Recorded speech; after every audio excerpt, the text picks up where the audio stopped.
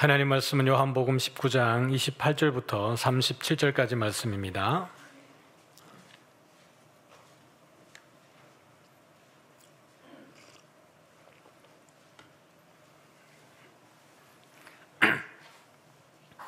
요한복음 19장 28절부터 제가 먼저 읽겠습니다. 그 후에 예수께서 모든 일이 이미 이루신 줄 아시고 성경을 응하게 하려 하사 이르시되 내가 목마르다 하시니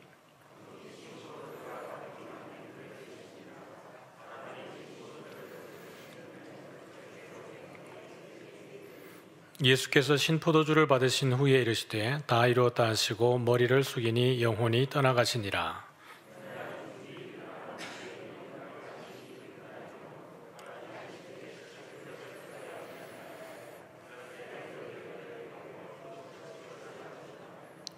군인들이 가서 예수와 함께 못 박힌 첫째 사람과 또 그 다른 사람의 다리를 꺾고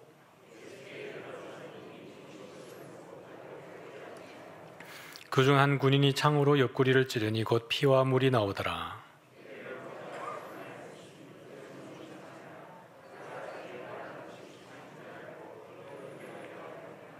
이 일이 일어난 것은 그 뼈가 하나도 꺾이지 아니하리라는 성경을 응하게 하려 함이라. 또 다른 성경에 그들이 그 찌른 자를 보리라 하였느니라. 아멘. 네, 오늘은 주님이 홀로 가신 그 길이라는 제목으로 말씀을 나눌 텐데요. 십자가에서 마지막 운명을 하시는 예수님의 그 모습을 함께 보고 거기에서 구원의 복음을 함께 나누기를 원합니다. 예수님이 십자가에 달리셨을 때에 오늘 28절과 29절에 보면 그 후에 예수께서 모든 일이 이미 이루어진 줄 아시고 성경을 응하게 하려 하사. 우리가 이제 요한복음을 통해서 많이 이제 접하게 되는 것이 성경을 응하게 하려 한다. 말씀이 이루어지게 하려고 그렇게 한다라는 부분을 계속해서 저희들이 대면하고 있습니다. 이후에도 몇 구절들이 더 등장을 하고 있는데요. 예수께서 오신 이 일들이 십자가를 지시는 일이 우연히 유대인들에게 미움을 사서 되어진 일이 아니라는 얘기입니다. 이미 모세의 글에 또 시편의 선지자들의 글들 가운데에서 예수님의 그 일어날 일들에 대한 예고가 되어진 것을 그 때에 다 이루고 계신다는 것을 보여주기 위해서 요한은 지속적으로 성경을 응하게 하려 하사 이렇게 표현을 하고 있는 겁니다. 신약에 등장하는 성경이라고 하는 단어는 다 구약에 있는 책이죠. 구약에 있는 두루마리, 구약 성경을 이야기합니다. 그러므로 구약에 있는 그 일들이 이루어지게 하기 위해서 이 일이 이루어지고 있다 이렇게 이야기를 하는 겁니다. 그러면서 예수님이 내가 목마르다라고 하셨고요. 그렇게 했을 때 주변에 있었던 사람들이 군인들이 신포도주가 담긴 그릇에서 해면에 포도주를 적셔서 예수님의 입에 대는 장면이 등장을 합니다. 그런데 이것조차도 시편에 이렇게 기록이 되어져 있는 거예요. 같이 읽어봅니다. 시작. 그들이 쓸개를 나의 음식물로 주며 목마를 때에는 초를 마시게 하였사오니. 십자가에 달려서 예수님이 고통당하는 목이 마르고 또 군인들이 와서 입에다가 그 신포도주를 적시는 과정조차도 시편에 이미 다 예언이 되어져 있었다라는 겁니다.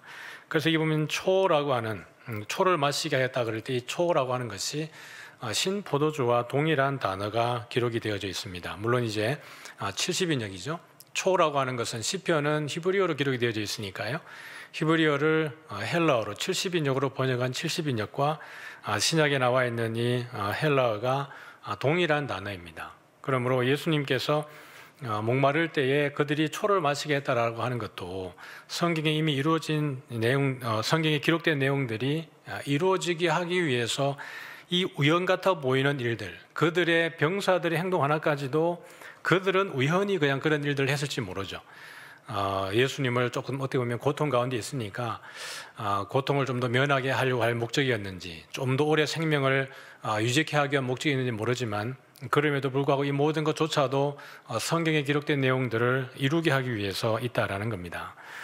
30절에 보니까 예수께서 신포도주를 받으신 후에 어떻게 하셨죠? 다 이루었다 하셨습니다. 그리고 머리를 숙이니 영혼이 떠나가시니라 그랬는데요.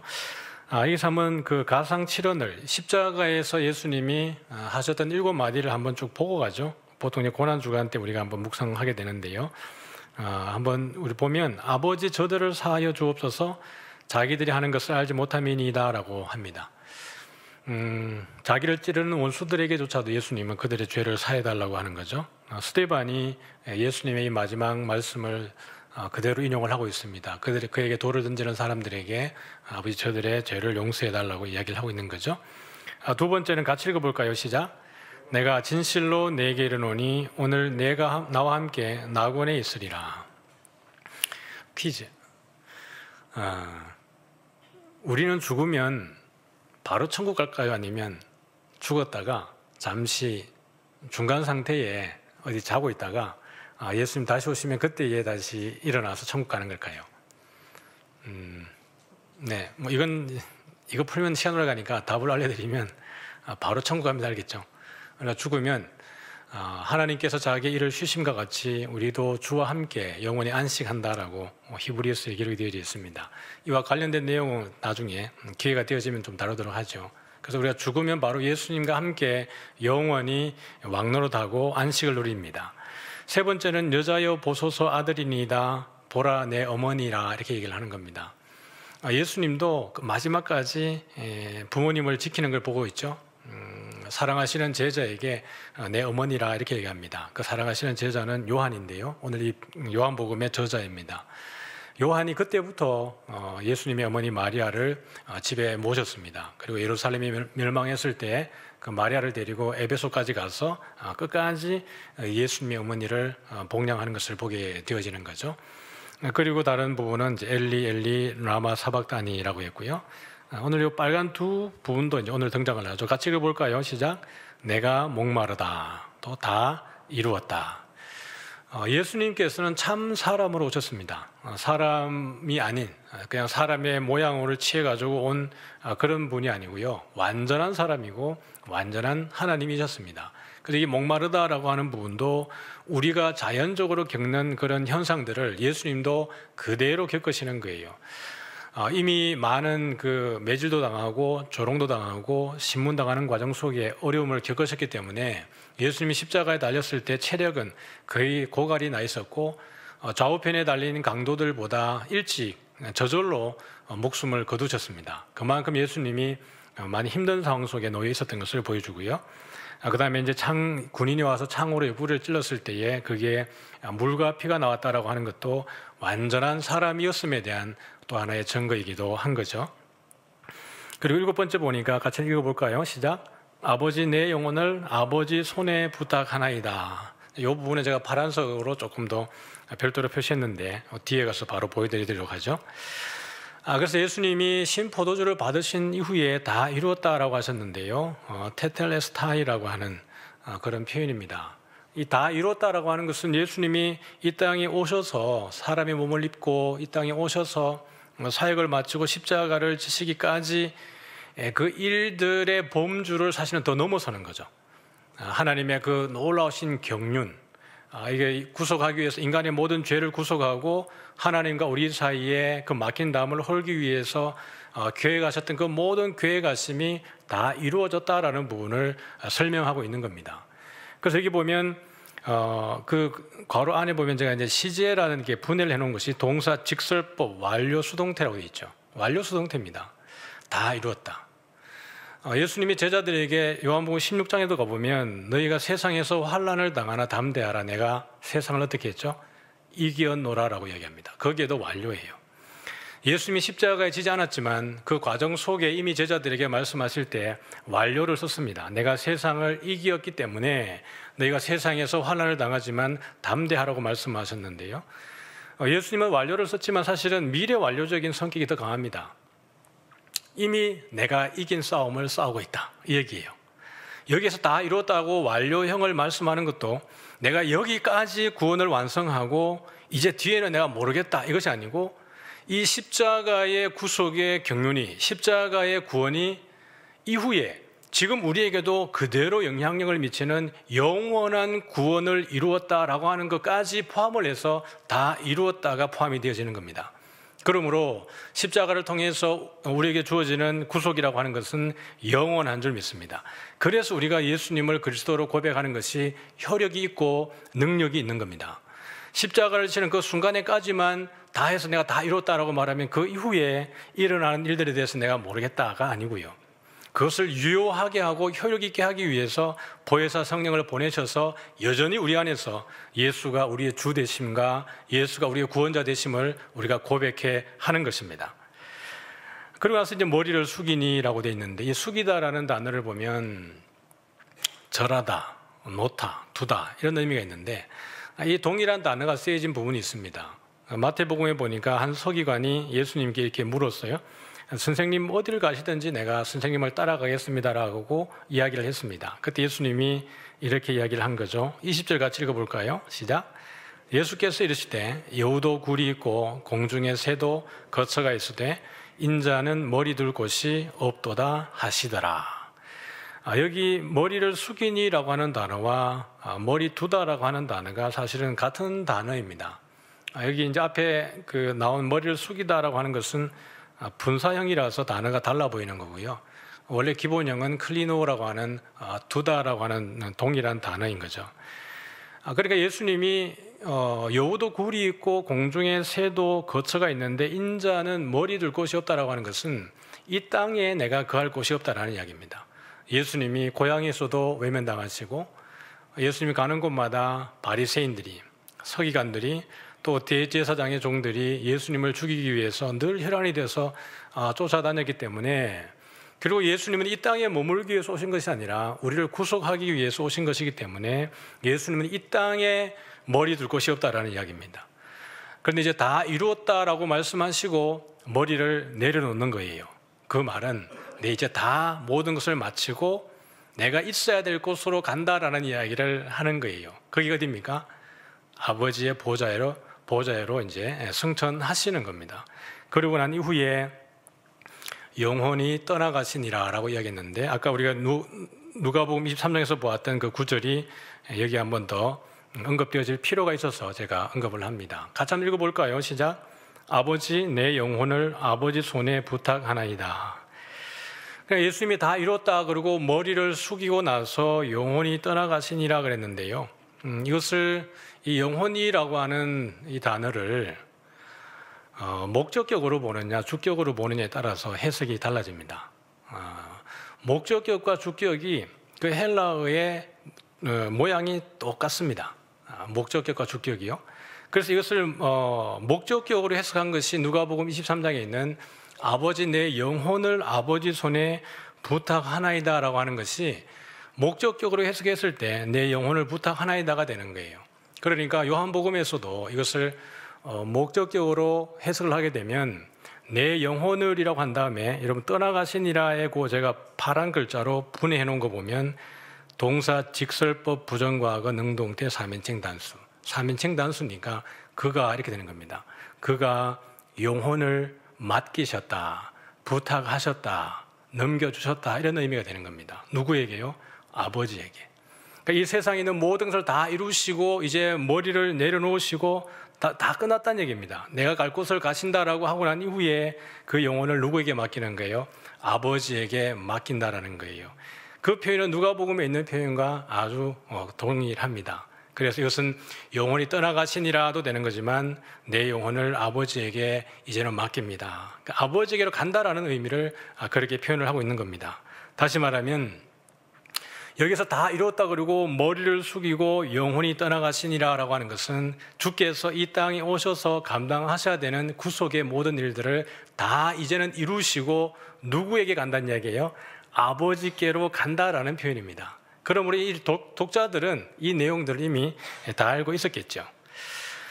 그래서 예수님이 십자가에 달렸을 때 우리 지난주에 본 것처럼 낮 12시부터 오후 3시까지 무엇이 있었죠? 어두움이 있었습니다. 그리고 나서 예수님이 죽으셨을 때에 요한복음에는 등장하지 않지만 공관복음서에 등장하는 표현들이 있어요. 뭐냐 그러면 한번 보시죠. 어떤 표현이 동일하게 등장하고 있을까요? 성소의 휘장이 어떻게 됩니까? 찢어지더라는 것이 공관복음서에 마태, 마가, 누가복음에 동일하게 표현이 되어져 있습니다. 그리고 마태복음과 마가복음은 조금 더 디테일하게 위로부터 아래까지 찢어져서 둘이 되었다 이렇게 합니다. 완전히 나누어졌다는 얘기를 하고 있는 거예요. 이 성소와 지성소를 가르고 있는 휘장은 사람의 힘으로 찢을 수 있는 게 아니라 그래요. 아주 단단하고 질겨서요. 그리고 무겁고요. 이것을 위에서부터 아래로 찢어져서 둘이 되었다라고 하는 것은 누가 했다는 이야기죠? 하나님이 하셨다라는 얘기입니다. 예수님이 죽으셨을 때에 성소의 휘장이 완전히 찢어진 것은 하나님이 찢었다라는 거예요. 이것은 예수님이 사역을 마치고 완전히 끝났을 때에 일어난 일인데요. 예수님이 이제 공생애를 시작할 때에도 이와 유사한 동일한 현상이 자연현상 가운데 한번 보여준 적이 있는데, 마가복음에 보면 이렇게 되어져 있습니다. 마가복음 1장 9절부터 같이 한번 읽어볼게요. 시작. 그때에 예수께서 갈릴리 나사렛으로부터 와서 요단강에서 요한에게 세례를 받으시고 물에서 올라오실새 하늘이 갈라짐과 성령이 비둘기같이 자기에게 내려오심을 보시더니 하늘로부터 소리가 나기를 너는 내 사랑하는 아들이라 내가 너를 기뻐하노라 하시니라. 아멘. 예수님이 공생애를 시작할 때 성령과 성부와 성자가 함께 이 현장에 계신 것을 봅니다. 성령이 비둘기같이 내려오셨고 하늘로부터 소리가 있었는데 성부의 소리였습니다. 너는 내 사랑하는 아들이라 라고 이야기하므로 성부와 성자와 성령이 공생의 시작에 함께 출발을 하고 있는 것을 보죠. 근데 이게 하늘이 갈라진다고 할 때 갈라지다라고 하는 단어가 스키조라고 하는 단어인데 이 단어의 뜻이 찢다, 자르다, 열다라는 뜻입니다. 그러니까 예수님께서 물에서 세례를 받으시고 물에서 올라오실 때에 하늘이 어떻게 된 거예요? 하늘이 찢어진 거예요. 이것이 성막이 휘장이 찢어진다라는 단어와 똑같은 단어입니다. 그러니까 예수님이 물에서 올라올 때 하늘이 찢어진 거예요. 그럼 여러분 이게 어떤 의미겠어요? 하나님과 우리 사이에는 하나님께 갈 수 없는 경계가 있습니다. 시내산에서도 모세가 하나님을 만나러 올라갈 때에 구름이 그들을 가리웠죠. 사람들이 그 자리에 올라오지 못하더라고요. 그리고 하나님이 그 가운데 경계를 두어서 짐승이라도 이 경계를 넘지 못하도록 하라고 했습니다. 왜냐하면 죽는다라는 거예요.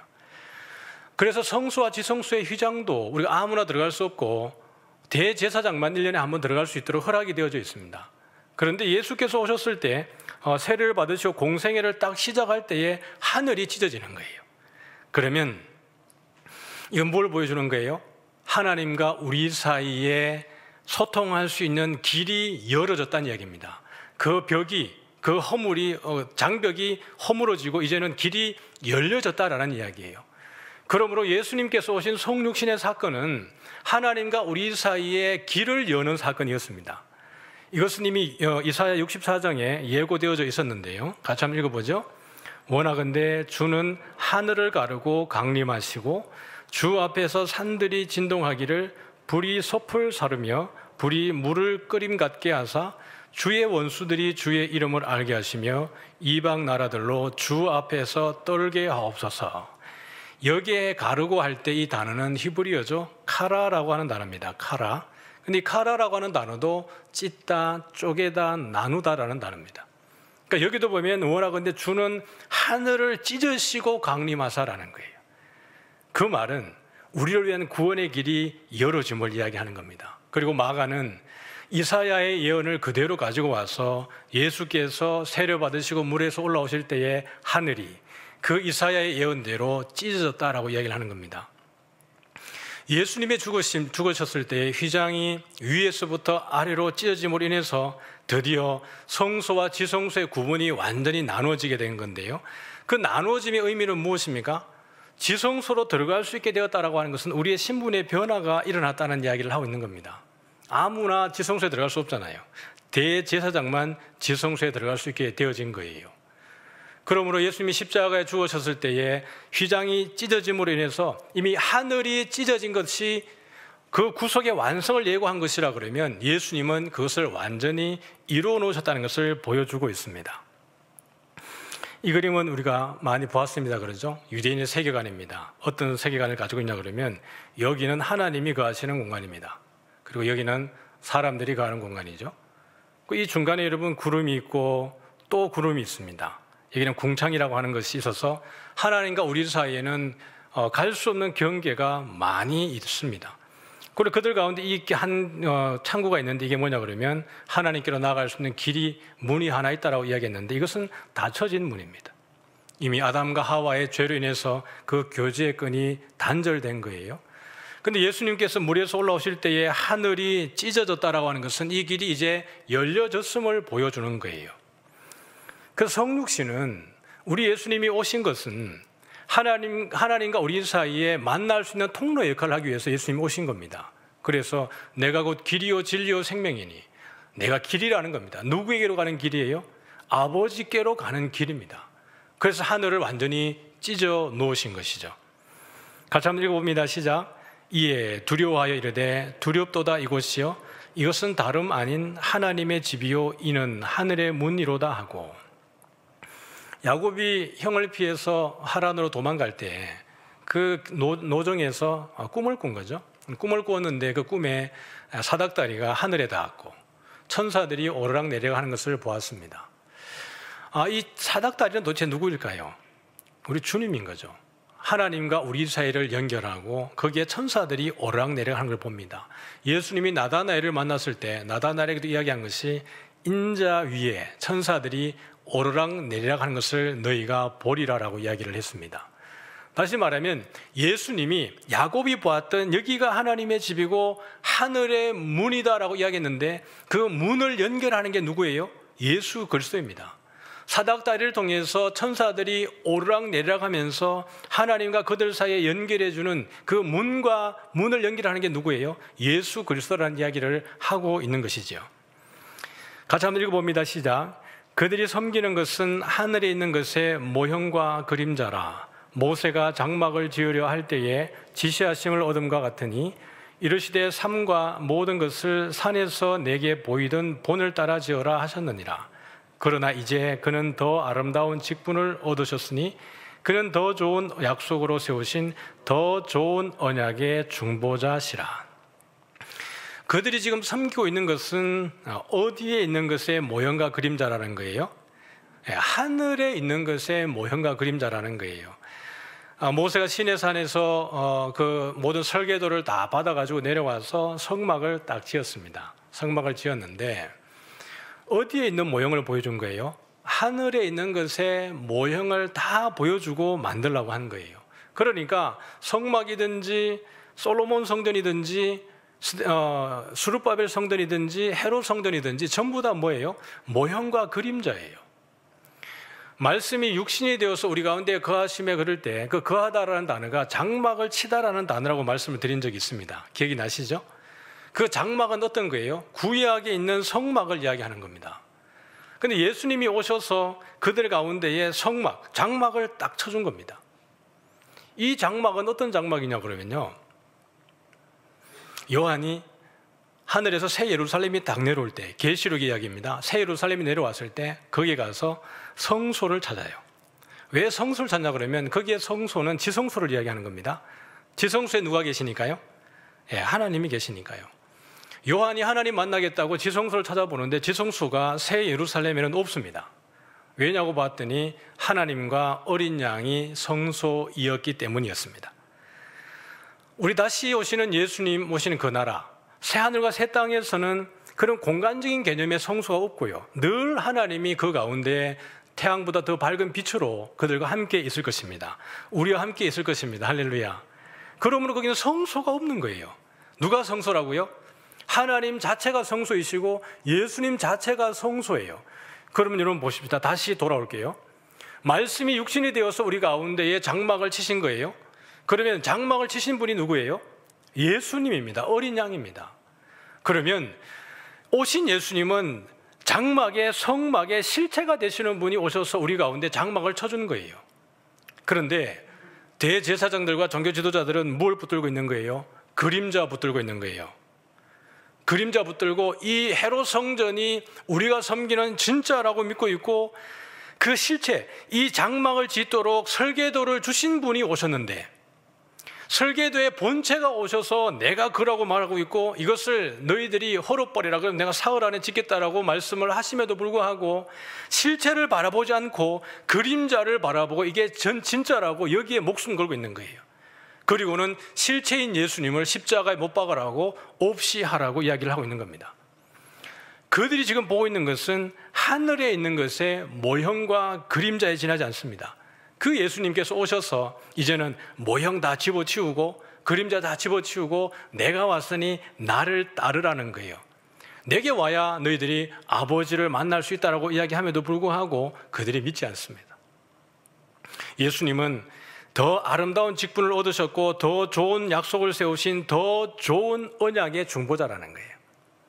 하늘의 문으로 가는 유일한 중보자, 우리 예수 그리스도입니다. 그래서 보면 그들이 섬기는 모형과 그림자는요, 언제까지 그들이 지키고 있는 거냐 그러면 개혁할 때까지라고 이야기했습니다. 지금 제가 히브리서 8장과 9장과 10장을 지금 설명드리고 있는 겁니다. 유대인들이, 바리새인들이, 대제사장들이, 종교 지도자들이 섬기고 있는 모형과 그림자는 언제까지 하도록 되어 있는 거냐 그러면 개혁할 때까지 유효하다고 했습니다. 임시적이지만요. 그럼 이 개혁할 때까지가 언제까지겠어요? 그리스도가 오실 때까지입니다. 그리스도가 오시고 나면 모형과 그림자는 다 집어치우고 누굴 바라봐야 되는 거예요? 본체가 되시는 그리스도를 바라봐야 되는 거예요. 그때 이후로는 이 모든 걸 다 없애야 되는 건데 예수가 오셨음에도 불구하고 그들은 여전히 개혁의 때가 지났음에도 불구하고 그들은 여전히 자기들의 전통을 붙들고 있는 거예요. 그 전통이 여러분 어디에서 온 거예요? 모세의 글에 있는 거예요. 시편에 있는 거예요. 선지자들의 글에 있는 거예요. 그런데 모세와 선지자와 시편은 누구에 대해서 이야기했다 그랬습니까? 예수님에 대해서 이야기했다 그랬습니다. 그런데 그들은 거기에서 예수를 보지 못하고 율법 안에 매여 있는 거예요. 개혁하러 오신 그 예수 그리스도가 우리에게 주신 것이 무엇이냐 그러면 영원한 속죄입니다.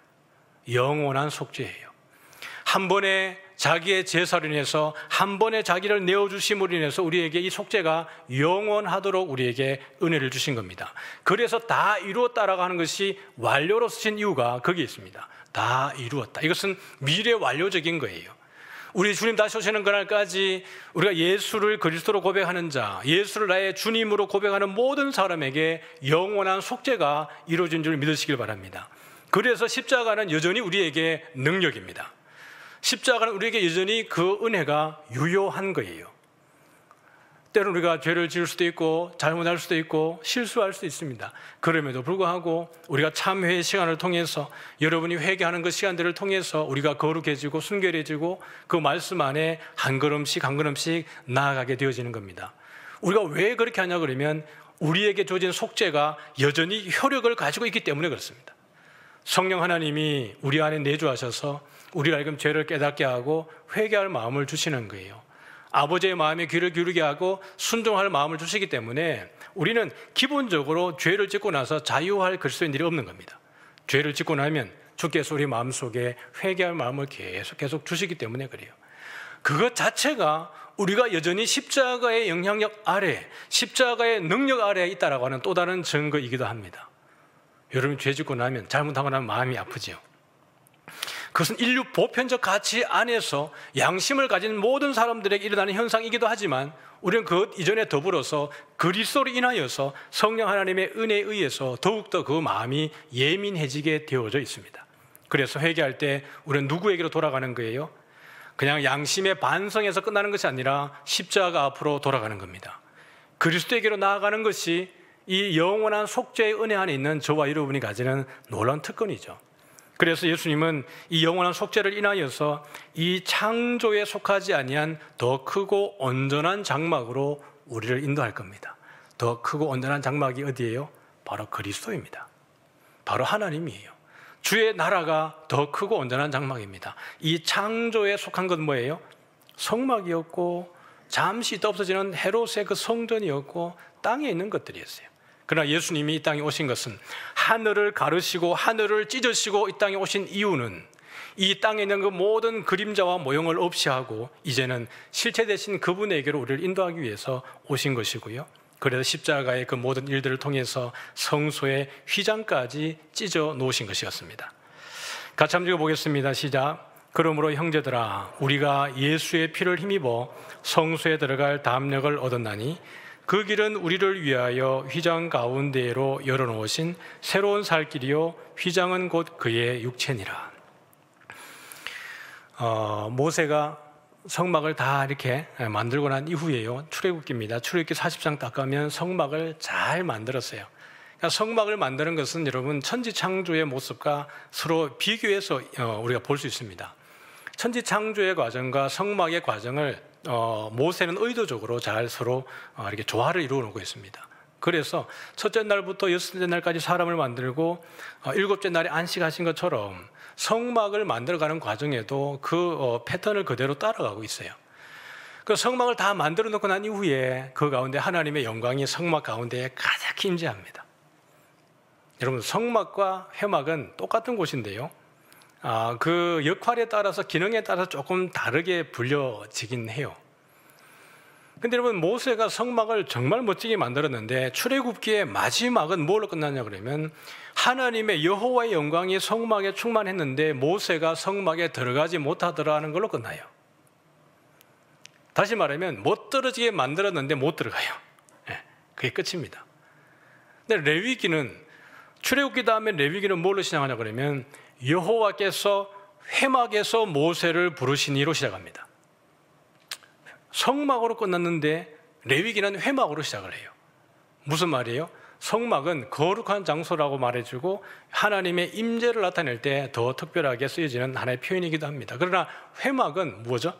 미팅 플레이스죠. 만나는 장소로서의 기능입니다. 회막에서 하나님이 모세를 부르셨다는 것은 이제 이 성막 안에서 하나님과 이제 백성들이 만날 것을 보여주기 위한 하나의 사인인 거죠. 그러면서 레위기에 제일 먼저 시작하는 게 뭐예요? 번제를 드리려거든, 이렇게 되는 거예요. 하나님을 만날 때에 가장 먼저 해야 되는 게 뭐예요? 피 흘림입니다. 피를 흘려서 우리의 죄에 대해서 죄를 다 속하고 난 이후에야 하나님을 만날 수 있는 거예요. 그래서 백성들이 그 성막으로 가서 자기의 죄에 대한 대가로 제물을 대신 희생 제물을 드리는 겁니다. 그리고 이 제물을 도살할 때 어떻게 하는 거예요? 자기의 손으로 그 짐승을 도살합니다. 그것은 자기 죄에 대한 처벌을 누가 감당하는 거예요? 본인이 감당하는 거예요. 그럴 때에 그 피 흘림을 인해서 그 죄가 사함을 받는데, 이것은 한 번 그렇게 하고 나면 영원히 되는 게 아니라 죄를 짓고 나면 똑같은 일을 또 해야 되는 겁니다. 그런데 예수님께서 자기의 피를 통하여서 단 한 번의 자기의 피 흘림을 인하여서 다시는 그러한 제사를 드리지 않도록 우리가 그 예수님의 십자가의 피를 힘입도록 했습니다. 그래서 담대함을 가지고 자신감 있게 거리낌이 없이 하나님께 나아갈 수 있는 길을 열어놓으신 거예요. 그래서 그 길은 우리를 위해서 휘장 가운데로 열어놓으신 새로운 살 길이요 휘장은 곧 그의 육체니라.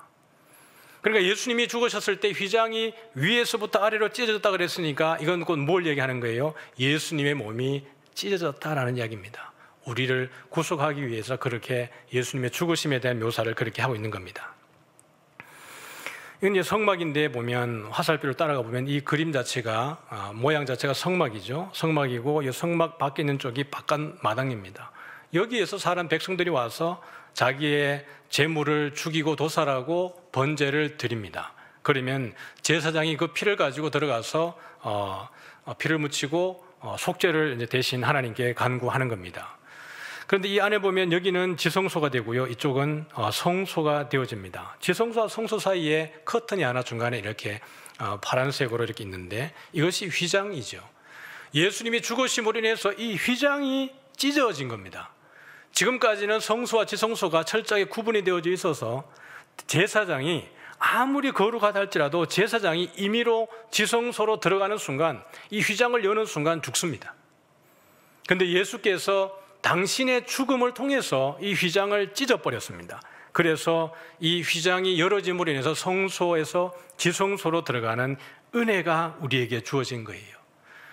사랑하는 성도 여러분, 우리는 원래로 말하면 이방인이었죠. 복음과는 전혀 상관없는 존재였습니다. 그러나 영접하는 자, 곧 그 이름을 믿는 자들에게는 어떤 권세요? 하나님의 자녀가 되는 권세를 주셨습니다. 이것은 우리에게서 온 것이 아니라 하나님의 전적인 은혜였습니다. 이방인이었는데 우리에게 은혜에 의해서 믿음으로 구원을 받게 하셨습니다. 이것만으로도 너무 감사한데 우리 가운데 장막을 쳐주셨습니다. 그럼 우리의 신분은 뭐가 된 거예요? 제사장이 된 거예요. 우리에게 장막을 쳤으니까 우리가 장막 안에 들어가 있는 거예요. 그런데 예수님이 죽으심으로 성소와 지성소의 휘장을 찢어버렸습니다. 그러면 우리는 신분이 한 번 더 올라가는데 뭐죠? 대제사장이 되는 거예요.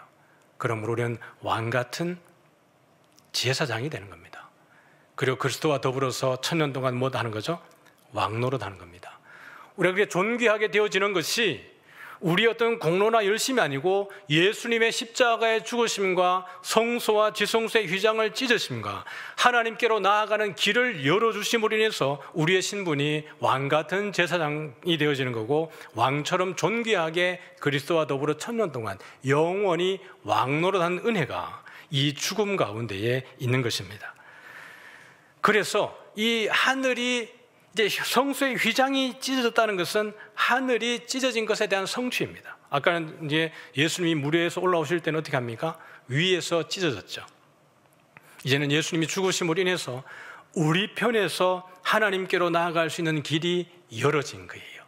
그래서 이것은 우리가 이미 그림을 본 적이 있지만 이 에덴 동산에 대한 그림을 사파로 그려놓은 겁니다. 여기 보면 여호와의 동산이 저기 위에 있죠. 가운데 볼록한 데가 여호와의 동산이라고 되어 있고, 생명나무의 열매도 있고 선악을 알게 하는 나무의 열매도 있습니다. 아담과 하와가 죄를 짓고 난 이후에 이 에덴 동편으로 쫓겨나게 된 거예요. 그래서 여기 보는 그룹 두 개가 있고 그 다음에 불칼이 이게 길을 가로막고 있습니다. 에덴 동산에서 쫓겨나고 난 이후에는 절대로 어느 누구도, 아담과 하와뿐만 아니라 아담과 하와의 자손 어느 누구도 에덴으로 돌아갈 수 없도록 이 그룹들이 길을 막고 있는 거예요. 두루도 오는 불칼이 이 길을 막고 있는 겁니다. 여러분, 이 그룹들이 어디에 새겨져 있었던 거예요? 성소의 휘장에 그려져 있었던 것이 그룹입니다. 그런데 이 휘장이 찢어짐으로 인해서 이 길이 어떻게 되는 거예요? 열려지게 되는 겁니다.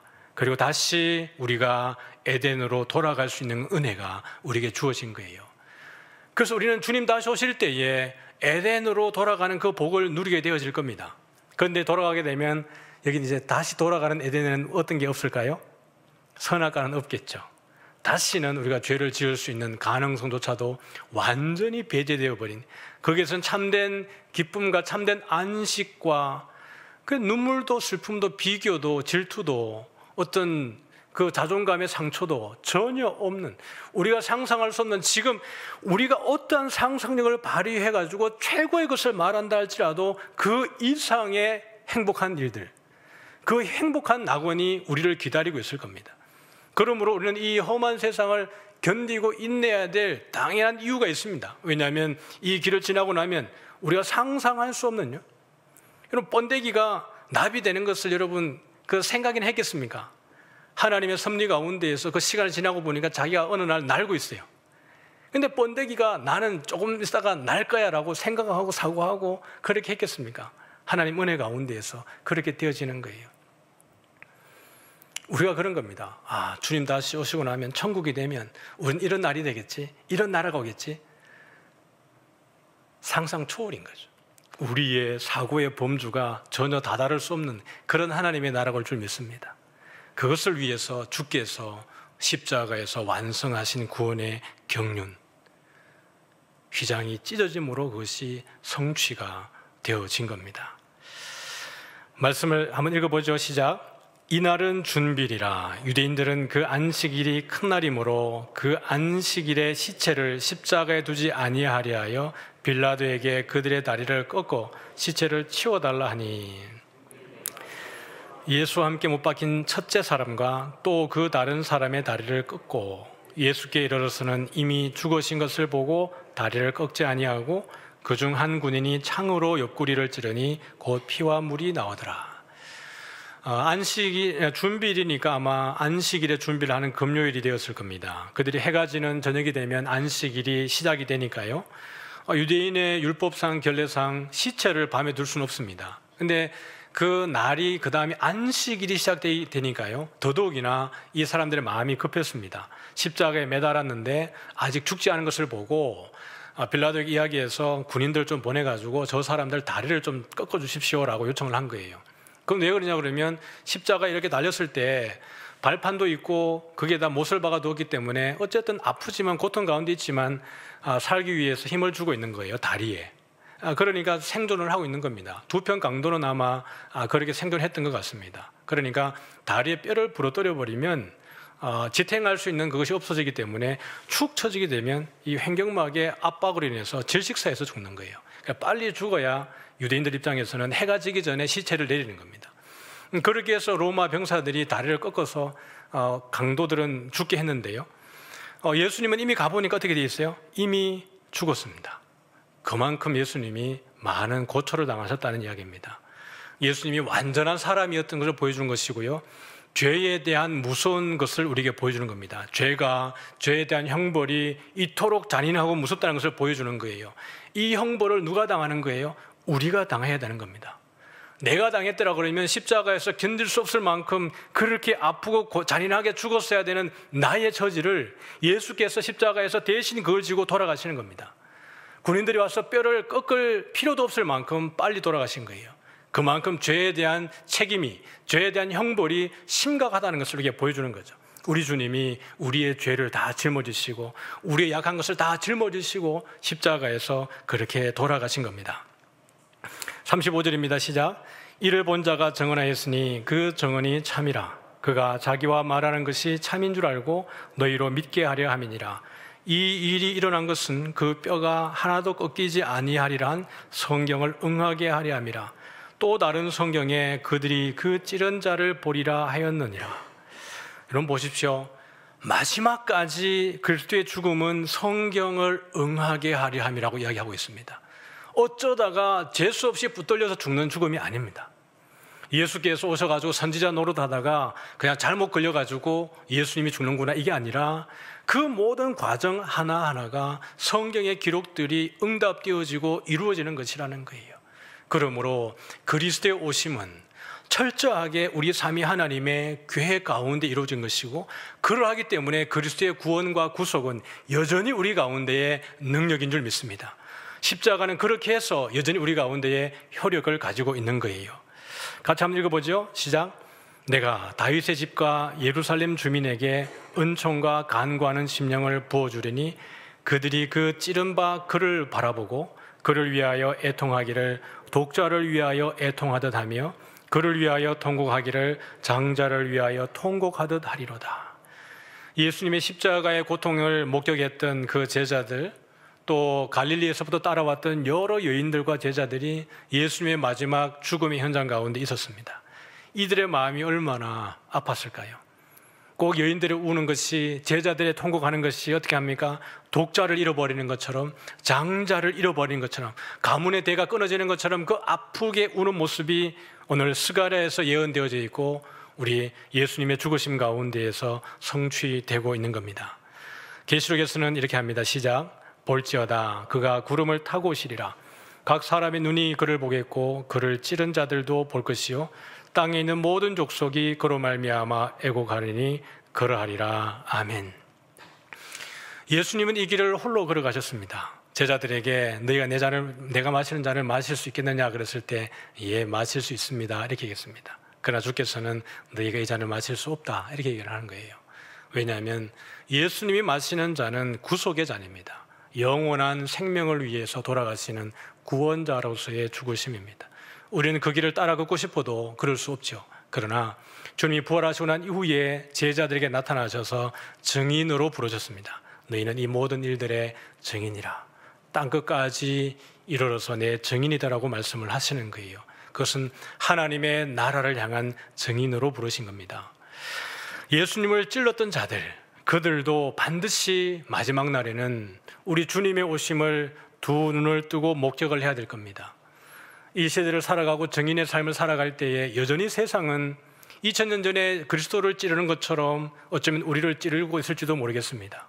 예수 믿는 것을 불편해하고 지금 이 모든 상황 속에서 기독교에 대한 그들의 비평은 더 좋지 않고, 그러다 보니까 여러분조차도 뭔가 예수 믿는 것이 죄 짓는 것처럼 잘못하는 것처럼 보여질 수 있지만 우리 주님 다시 오실 때에 그렇게 하는 모든 사람들이 주님의 오심을 어떻게 하는 거예요? 목격하게 되어질 것이라고 말하고 있습니다. 그리고 땅에 있는 모든 족속이 그것 때문에 애곡하리라, 애통하리라. 장례를 치를 때에 그들이 애곡하는 것처럼, 장송곡을 부르는 것처럼 그런 애곡을 하게 될 겁니다. 심판이 그들을 피해가지 않을 것입니다. 그러나 우리를 위해서 십자가를 지신 예수 그리스도를 나의 구주로 영접하는 모든 이들에게는 영원한 영생이 여전히 우리에게 약속되어져 있는 줄 믿으시길 바랍니다. 사랑하는 성도 여러분, 한 주간 살아가실 때에 나를 향하신 예수 그리스도의 그 사랑, 아버지의 사랑, 나를 아버지에게 인도하기 위해서 계획하셨던 그 모든 일들의 성취를 통해서 우리를 향하신 그 사랑을 확정하신 거예요. 어느 누구도 그리스도의 사랑에서, 하나님의 사랑에서 우리를 끊을 수 없을 줄 믿으시길 바랍니다.